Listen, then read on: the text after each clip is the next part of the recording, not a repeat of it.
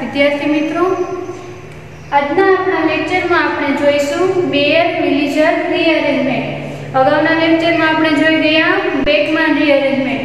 તો બેકમાન રીઅરેન્જમેન્ટ વિશે આપણે વાત કરેલી કે કીટોક્સાઇમ અથવા ઓક્સાઇમ કન્વર્ટ ટુ એમાઇડ ડેરિવેટિવ। હવે આજની જે રીઅરેન્જમેન્ટ રિએક્શન છે તેમાં જોઈએ તો આપણે જોઈ શકીએ છીએ કીટોન ટુ એસ્ટર કે બેયર-મિલિજર રીઅરેન્જમેન્ટ છે તેમાં કીટોન ટુ એસ્ટરમાં કન્વર્જેશન આપણને જોવા મળે છે। એ જ રીઅરેન્જમેન્ટને આપણે કહીશું બેયર-મિલિજર રીઅરેન્જમેન્ટ। તો બેયર-મિલિજર રીઅરેન્જમેન્ટ છે તે મેઇનલી આપણે એમાં ત્રણ ટાઈપ જોઈએ, ત્રણ રિએક્શન જોઈશું, એટલે કે રિએક્શન, મિકેનિઝમ અને એપ્લિકેશન વિશે આપણે છે વાત કરીશું।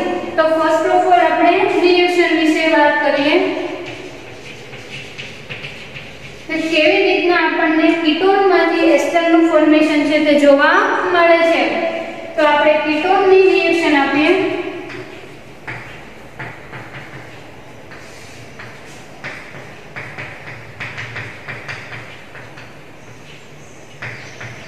કીટોનની જ્યારે પરઓક્સી એસિડ હારે જ્યારે રિએક્શન થાય છે ત્યારે આપણને એસ્ટરનું ફોર્મેશન જોવા મળે છે। એસ્ટર એટલે કે બેયર-મિલિજર રીઅરેન્જમેન્ટની અંદર મેઇનલી કીટોન છે તે પરઓક્સી એસિડની હાજરીમાં અથવા એની જોડે રિએક્શન આપીને આપણને એસ્ટરનું ફોર્મેશન થતું જોવા મળે છે। તો આના માટે આપણે કહી શકીએ this reaction ketone react with કોની જોડે કીટોન રિએક્શન આપે છે આપણને પરઓક્સી એસિડ। જ્યારે કીટોન પરઓક્સી એસિડ હારે રિએક્શન આપે છે ત્યારે ટુ રિઝલ્ટ પરઓક્સી એસિડ હારે રિએક્શન આપે છે આપણને એસિડિક મીડિયમની અંદર। જ્યારે પરઓક્સી એસિડ હારે રિઝલ્ટ આપે છે ત્યારે ટુ ટર્ન આપણને શું જોવા મળે છે? ફોર્મેશન ઓફ એસ્ટર। કે જ્યારે કીટોનની રિએક્શન છે તે પરઓક્સી એસિડ જોડે એસિડિક મીડિયમમાં થઈ છે ત્યારે આપણને એસ્ટરનું ફોર્મેશન થતું જોવા મળે છે। તો આવી જ રીતના રિએક્શન થાય છે। પરઓક્સી acid in oxygen behave like અહીંયા જે પરઓક્સી એસિડમાં જે અહીંયાનો ઓક્સિજન આવેલો છે તે પોતે ન્યુક્લિયોફાઇલ તરીકે બિહેવ કરે છે। ન્યુક્લિયોફાઇલ તરીકે પોતે બિહેવ કરે છે and to attack કાર્બોનાઇલ કાર્બન જોડે તે ઓક્સિજન છે તે અટેક કરે છે। કાર્બોનાઇલ કાર્બન ઓફ કીટોન કે કીટોનમાં જે કાર્બોનાઇલ કાર્બન આવેલું છે તેની જોડે તે અટેક કરે છે એન્ડ એસ્ટરનું ફોર્મેશન આપણને થતું જોવા મળે છે।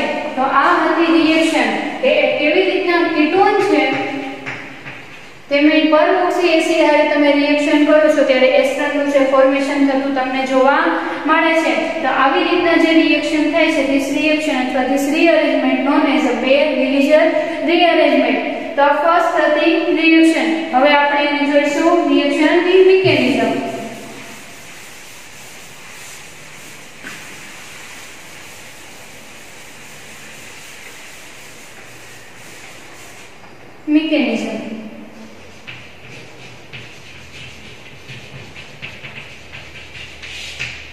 તો આપણે હમણાં જ વાત કરી કે પરઓક્સી એસિડનું છે તે આપણે એની આરે કીટોનની જોડે રિએક્શન આપીએ છીએ। તો પરઓક્સી એસિડ વિશે જોઈએ તો C6H5 પરઓક્સી એસિડ છે એમાંથી આપણે જોઈએ તો H+ આયોનાઇઝેશન જો તમે કરો તો H+ એન્ડ ઓક્સિજન માઈનસ વાળું ગ્રુપ છે તે આપણને જોવા મળે છે। હવે જોઈએ આપણે મિકેનિઝમ। તો ફર્સ્ટ ઓફ ઓલ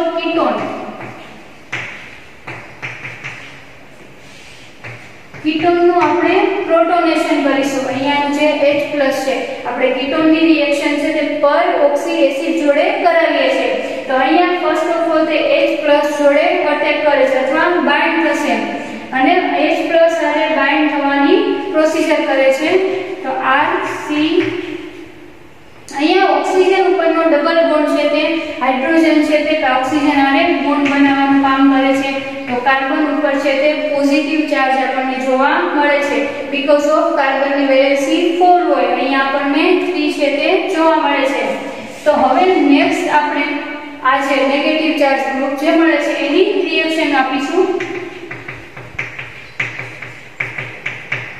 જ્યારે એની જોડે આપણું જે કાર્બોકેટાયન આપણને મળે છે પોઝિટિવ ચાર્જ ગ્રુપ એની આની જોડે રિએક્શન આપીશું ત્યારે શું જોવા મળે છે આપણને કે અહીંયા છે તે બાઇન્ડ થશે. આવી રીતના છે તે આપણને જોવા મળે છે. હવે આપણે રિએક્શનમાં જોઈએ તો R ડેશ છે તેનું માઇગ્રેશન થશે, એટલે કે R ગ્રુપ છે તે માઇગ્રેશન કરે છે ઓક્સિજન ઉપર અને ઓક્સિજનનો અહીંયાનો બોન્ડ છે તે અહીંયા ટ્રાન્સફર થાય છે અને આ ગ્રુપ છે તે રિમૂવ થતું આપણને જોવા મળે છે. તો હવે નેક્સ્ટ જોઈએ તો શું મળશે આપણને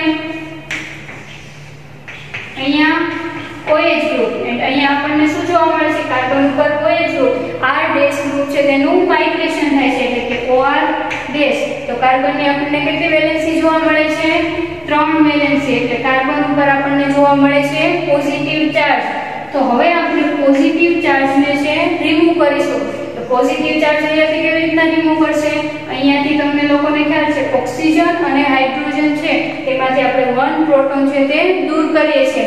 તો જ્યારે H+ અહીંયાથી દૂર કરીશું ત્યારે શું થશે એના ઇલેક્ટ્રોન છે તે આ કાર્બનને તે આપે છે અને કાર્બનની વેલેન્સી છે એને ફૂલફિલ કરે છે.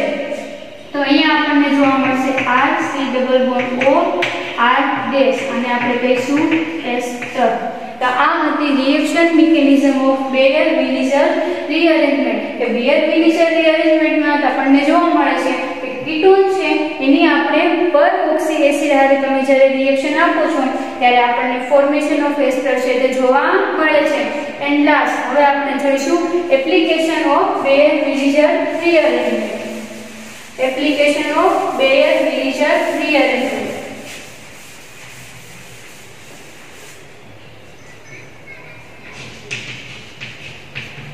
એપ્લિકેશન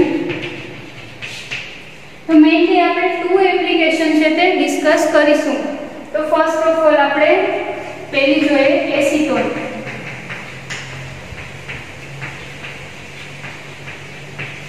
એસીટોનની તમે જ્યારે પર-ઓક્સી એસિડ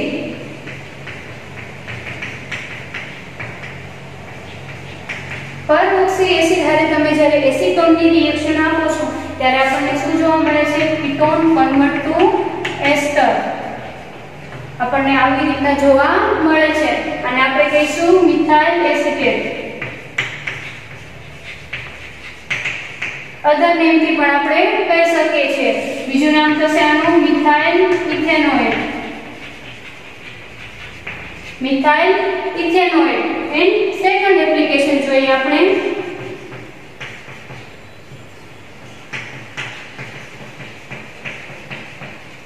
1 2 3 4 એટલે કે 4 કાર્બન બ્યુટેન